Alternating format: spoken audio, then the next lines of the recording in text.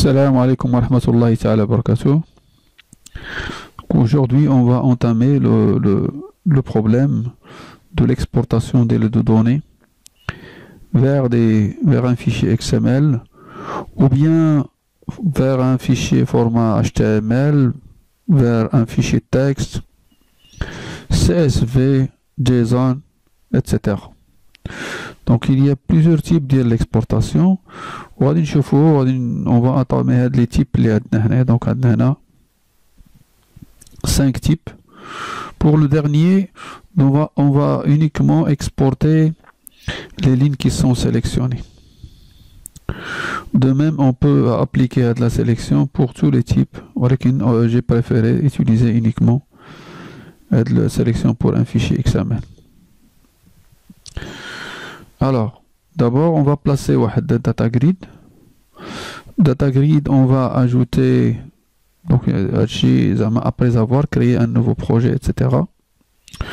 Vous avez le choix de faire le type 1, mode connecté, déconnecté, utiliser l'ORM, Entity Framework, etc. Ça dépend là de ce que d'abord, pour faire de l'opération, donc j'ai ajouté un data grid view. Donc bouton droit, on a bouton droit, edit, colonne. Là j'ai ajouté une colonne de type checkbox. Tu saisis le nom ou le nom de l'entête, là. C'est le nom de la programmation, le nom au cours du programme, et vous cliquez sur ajouter. Donc j'ai déjà fait l'opération. Et maintenant on va attaquer l'opération du chargement du data grid view.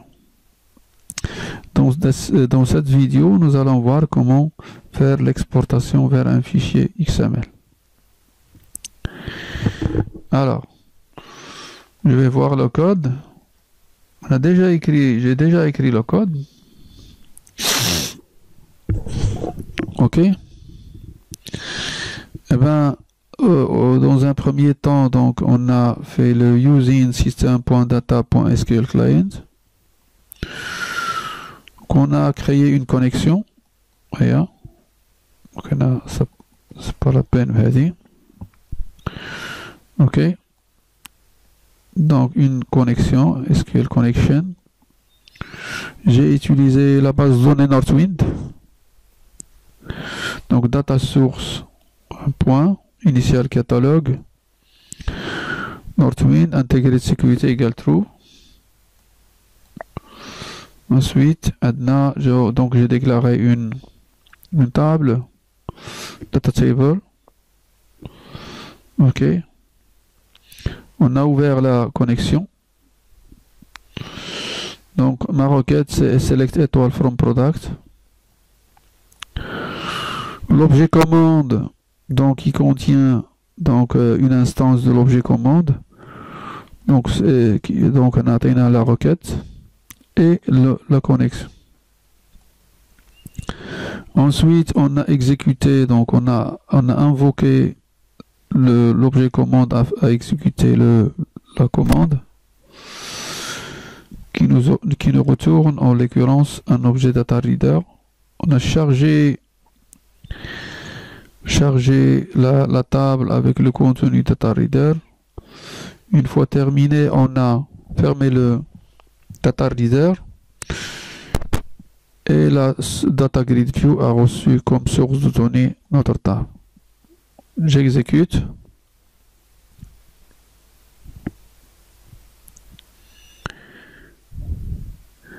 Ok. Et vous allez voir que la grille sera chargée avec la liste de tous les produits.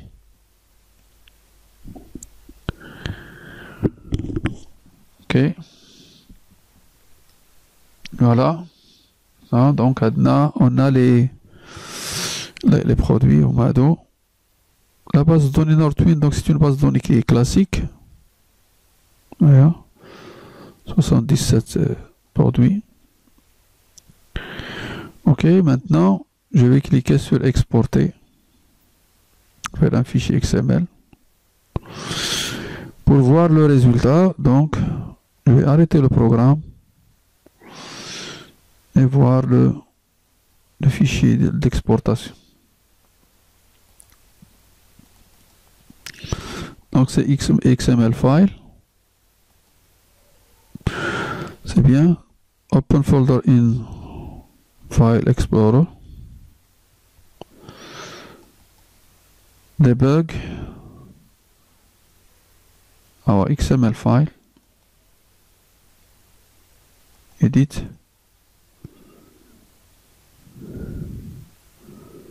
Là que vous voyez, hein, vous voyez la liste des produits. Vraiment. Donc c'est le premier enregistrement, le deuxième enregistrement, etc. Jusqu'au dernier enregistrement.